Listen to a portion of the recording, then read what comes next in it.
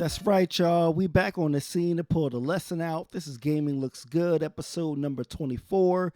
And the game that we're tackling this episode is Deus Ex Mankind Divided. Now, this is the show where we look at a game and we look at it from the lens of diversity, race, gender, sexuality, some other stuff mixed in there. I'm Sharif, broadcasting to y'all live out of Milwaukee. And let's jump right into the game. So, Deus Ex Mankind Divided, a recent game. I'm a huge fan of this series, but it has had its problems with race and different tropes in previous games. And this game made a huge blunder with the right before it even came out with the marketing.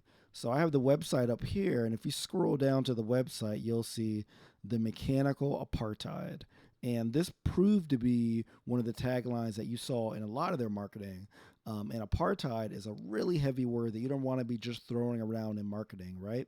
A lot of people died, a lot of racism, basically depressed, an entire section of a continent, like an entire country for decades, and the remnants still exist. So when I saw this and knowing how marketing, not only in games, but in products, tends to hype things up, my fear was they're just using this in marketing and they're not really going to dive into it during the game, give it the respect that it needs to justify it being used in the marketing. Um, so we'll see how that actually plays out, if that fear was correct or if it wasn't by the end of the video. But in addition to the mechanical apartheid, they also had some promotional material that said Augs Lives Matter. Now, the Augs, the augmented people in this game, are ba- basically cyborgs, people with like mechanical parts, and they're essentially treated as secondhand citizens compared to the regular human beings. And that's why they thought that apartheid and Augs Lives Matter would be good terms because obviously those terms, are focused on divisions in society, but they're heavy. Like you don't throw them around in a game unless you're really diving deep. And there's plenty of other games with class divisions and like race divisions that are much more respectful and don't throw around these really heavy personal terms. But Square Enix, the publishers of this game, they chose to do this. So let's dive into the game and let's see if they actually live up to it. So this is one of the first scenes that you see in the game. After you get through like the tutorials and like all that stuff, right? This is a train station. You have a natural side and a AUG side. So they're obviously doing a callback to a lot of like different segregated like societies, including like the U.S., where you have your colored lines and your white lines and like that kind of stuff. And this is repeated throughout the game. Like they like have it for like entrances into buildings, for bathrooms, all kind of stuff. Cool, I mean, I get it. It helps to set the scene. It's not enough on its own though. So like let's see what else we have here. We also have one of the All Lives Matter phrases in one of like the magazines. Now, luckily, this was something that I didn't see a lot in the game, and I finished the game, did almost all of the side missions. All Lives Matter was not pushed as much as I was feared that it was, so it doesn't really get. I feel like the criticism that mechanical apartheid does. And now they have like some kind of like satire of there's a movie about an AUG uprising, blah blah blah. So like they're trying to do kind of like a Grand Theft Auto kind of like fake advertising feel to it. But there are a lot of these books that like you pick up, and I know that's too small to read, but the important part is that this is by a anti-AUG politician named Racco Perry, and in this book, in a part of it, he says an AUG is a disgusting mongrel, an affront to all that is wholesome and human. That sounds a lot like some of the founders and some of the original people in the good old US of A when they were talking about black people as well. So I definitely like that. But just like that All Lives Matter book was, this is like ebook kind of off to the side. Only if you're really exploring and digging deep into the lore are you gonna find this. It's not really interwoven into the core story, into the core missions that every player is like gonna get a chance to go through. And I believe that the core idea of your game, if you're calling it Mankind Divided, if you're using terms like mechanical apartheid, ideas like this should be really integrated into the main story. Unfortunately, this is going to repeat a lot. So in like another ebook, there was like a quote that like basically said, augmented people, due to their particular nature and the nature of their enhancements, create art differently. Now, I've heard that a lot about different minority groups, how like they're like inherently better at this. Oh, like black people are inherently better at sports, and Asian people are like inherently better at like math, and all these stereotypes that have definite negatives on them, and they really shame people that are of those groups but don't live up to those stereotypes. So again, this is something I like, but it's often a book you might not even see it if you play through. Now, now this is another book called Pride in Prejudice, which is basically an unauthorized biography of one of the main characters, Talos Rucker, who is like basically the main proponent for rights for augmented folk. And it basically says that that like he was like a rich wealthy doctor. After him and his partner graduated, it like says they could not wait to show the world their enlightened generosity by bringing their white skin and perfect smiles to the third world, generously sharing the advantages of their upbringing with the poor ignorant savages. And then it says after he got in an accident, he kind of took up the aug rights thing as like another way to like kind of impose what like he sees as like his like rightful place as like the leader of like something.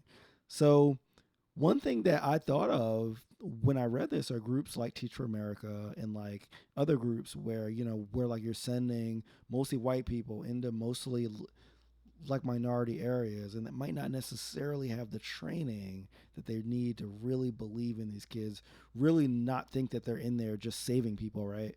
um, and I thought about that here. And Rucker is one of the main characters. Now, you might not see this book, and it's not really apparent when you talk to him. So, again, I feel like this is something that could have been interwoven into the main storyline here. Um, now, in in in like our final book, it basically talks about how Prague, which is the setting of the game, how there were tax breaks for augmented workers to build out the infrastructure, fast tracking of visas and like permit, and that Prague kind of became this like population of like aug- augment augmented workers in a hub for many migrant workers. Now they use the word migrant workers very interestingly, because I feel like this is definitely a call out to Mexican workers in like the U.S. Right, because definitely when like construction or like the hard work out on the farms in like the Southwest, there are a lot of like Mexican and like other like Latinos that do that work, you know. Um, so yeah, there's some interesting parallels. Again, I don't feel like enough to really use those like heavy terms that we talked about earlier, but very interesting. And again, these are often books, right? You might not never see this stuff, and that's a problem. So now let's like go to our videos.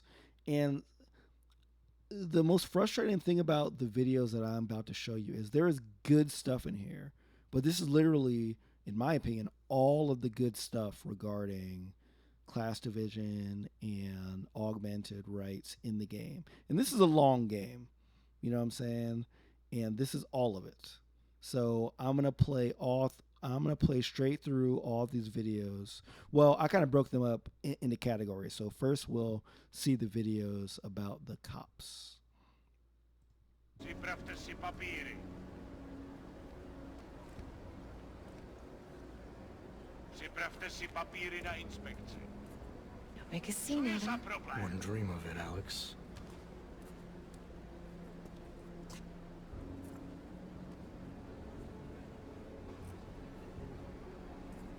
Nezastavuj se!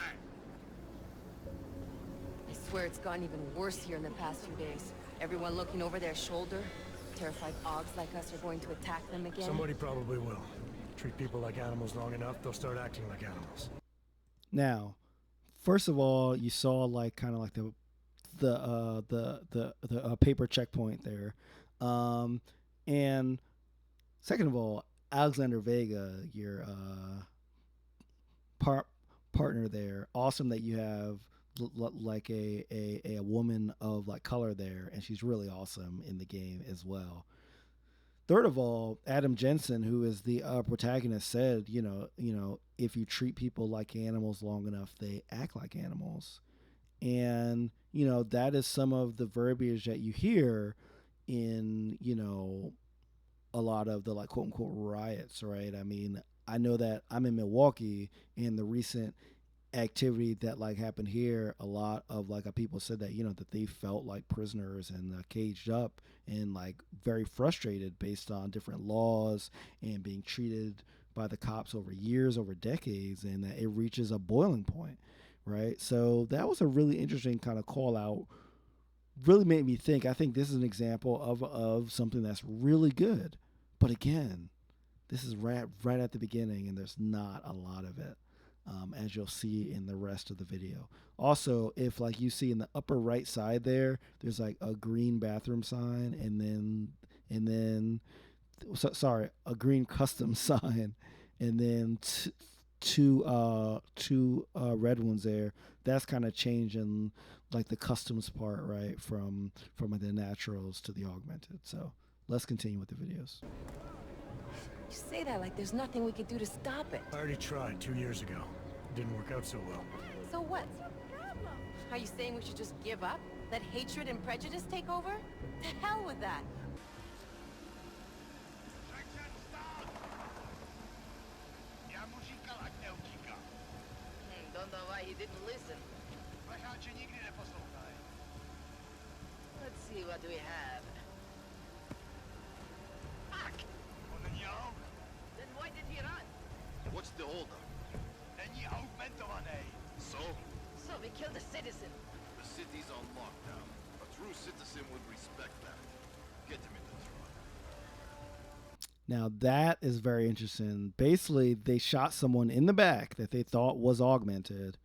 When they find out that he's not augmented, like they're still like, well, he's not really a citizen. They would respect it, and they would respect the law. So it was our right to kill them, right?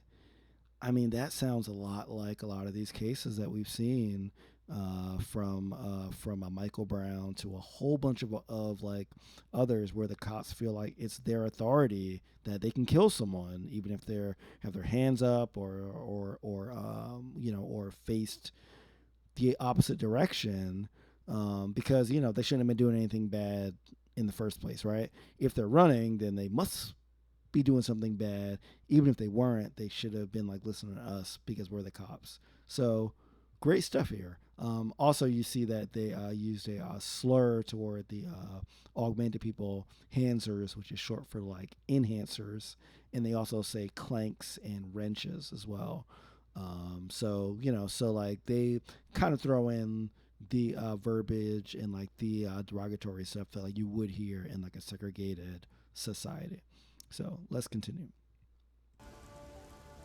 So the real cops, they think Drahomir's one of them? Either that, or he pays them off. They say there is a brotherhood among police officers. I guess it extends even to the fake ones. Now that is incredible, because we talk about a lot about how there's a lot of bad cops out there. And it does seem like that this brotherhood, this blue wall of silence protects even the bad cops, because they see that every cop needs to be treated with like respect, even the ones that are shitty. So I felt like that character Milena, who like actually is like a permit forger. Like she creates permits for people to escape. She makes a great point that really had me reflecting on some stuff. Now let's move to Daria, who is just seen a murderer. So sad that nothing will be done about this. Org victims are not high on the list of police priorities. To them, it's like a dog lying in the street. Yep, that's exactly how we feel with these police shootings. Dogs lying out on the streets, not on the priorities at all. So let's move on to actually Detective Montek, who I think is probably one of the best characters in terms of the actual core idea of race and segregation in this game. So I'm going to play all his parts straight through. They're really good. So let's check those out. But as you can see, the victim was like you, augmented. That makes things a little more complicated, eh?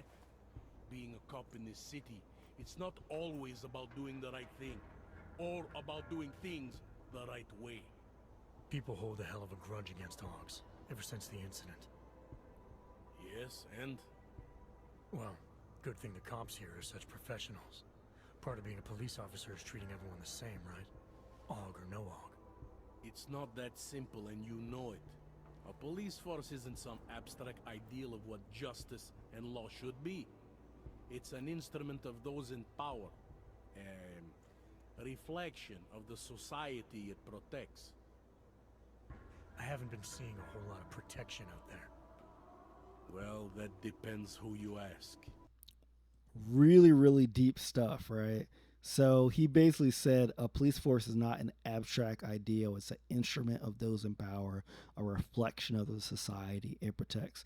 Really deep stuff that I feel like can really apply to any society, really. But in my lived experience in the USA as a black man, that's absolutely how like cops are. So being a cop is not about doing the right thing or doing things the right way. Well, not always about that.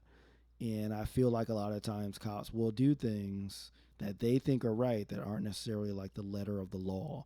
And that's because of their training, because of the way that cops, are trained. And there's also a bit of a mob mentality too as well. And that's how cops end up doing messed up shit. And I do think that they are a reflection of society because society is screwed up and has huge problems around race, gender, and class, and that is why the cops will reflect that. It's a sad thing, but I do think that that's cool. But once again, y'all, these are all side missions. You know what I'm saying? These are not part of the core storyline. The only part that like was that first paper check and the guy getting shot in the back. But all this stuff, Detective Montag is such a great character, but again, you could just completely miss him, and that's a failure of the game.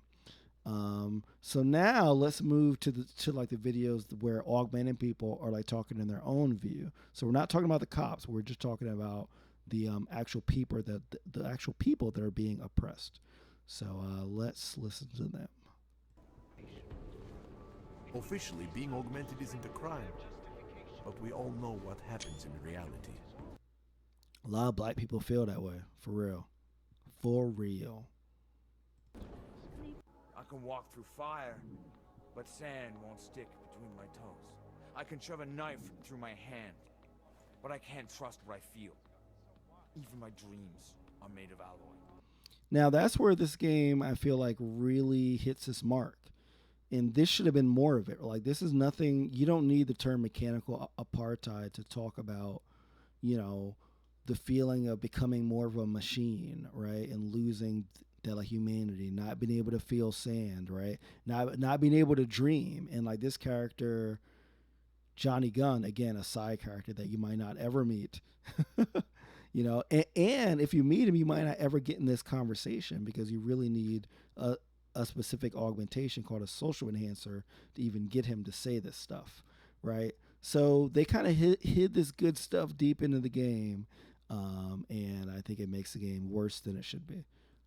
So let's continue with Elias Chicane, who is your pilot. See, back then, nobody could compete with you Augs. when it came to manual labor jobs. So, he made a choice, if you can call it that. And his choice changed your life. You don't resent Beats for what happened? What I resent are the men who coaxed men like him to get augmentations, men who enforced a system where the rich could buy artificial expertise without thinking about what it would cost all of us in the end. No, I don't resent him. At least not anymore. I was simply in the wrong place at the wrong time. Story of my life. Yeah, so first of all, props to having a black pilot. That's awesome. Second of all, he talks about how nobody could compete with the Augs for manual labor, right? People say that a lot about like Latinos and like Mexicans that, all these stereotypes of, oh, like they work so hard, like we can't compete because they take nothing and, and like all that stuff, right? I've heard that argument a lot, and I feel like they're trying to parallel that here. And it talks about how like rich people can buy this expertise without thinking about what it means for everyone else, which I hear a lot in conservative circles, which like says that like people bring in all these people, but they don't worry about what it does to the economy, right? And like then he says that the story of his life is being in the wrong place at the wrong time, and I think, well, I don't know if they intended this, but the way that I got it was that, he's saying like, yo, I'm a black man in Prague. I've definitely been at the wrong place, wrong time, plenty of times, even though I am a skilled pilot and all that stuff. It gets real. But again, this is an optional conversation. Now, he is a main character, and there are conversations that you have to have with him, but this is only one that you have to initiate yourself. So again, great stuff, but you have to seek it out. All right. So now let's go to Nathaniel Brown, who's like one of the main politicians in the game. This isn't the first time extremists have threatened to tear down the Safe Harbor Initiative. Pro-AUG supporters think we're profiting from their misery, promoting more failures like Gollum City. While anti-AUG racists can't stand the thought of any augmented person living in peace. So he sounds like the typical, like, kind of disconnected white person that kind of, I'm right in the middle. I'm not pro-AUG. I'm not anti-AUG. I'm kind of in the middle, and like whoever wins, kind of whatever. So I got this real kind of like dismissive feel where like he was kind of hedging himself, and unfortunately, I did not save him in my playthrough. But based on that speech, I wasn't that mad to tell you the truth. And now let's go to the main villain of the game, Manchenko, who is a heavily augmented guy and is much more on the radical kind of terrorist side. So let's see what he has to say. Canceling this event will only embolden all of them. You make it sound like you're in a war. It is a war. On us. On every augmented human. You see that, don't you?